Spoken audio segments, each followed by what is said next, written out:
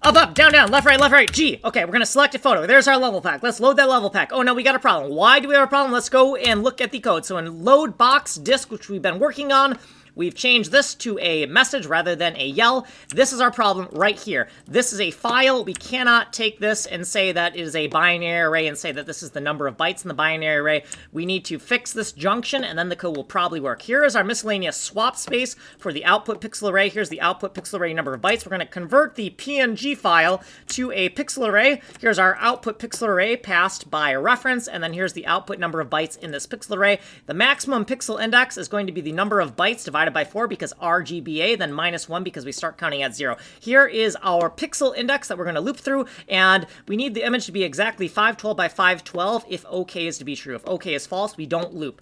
The hotel cell is going to be the center hotel cell in the DOM. Here is our destination pixel. Here is our, this is our source pixel. This is our destination pixel. Here's our pixel indexes. Here's our component indexes. Here is the source image we're going to copy from, the source image we're going to copy from, the destination image. Okay, so we're going to loop through every single pixel up to the maximum pixel index, and to get the XY local from the source image, we need to modulo by 512 to get the X, and then divide by 512 and floor to get the Y, and then to get this global coordinate on the destination pix 2048, we need to take the hotel cell, multiply by 512 by 512, because each hotel cell is 512 by 512, add the local offset to get this global offset on the destination. Then we need to take the width of the image, multiply by the y, add the remainder to get the pixel index, one-dimensional coordinate of the x and y, and then multiply by 4 to get the component index, the byte index, and then copy over the red, green, blue, and alpha of the source image into the destination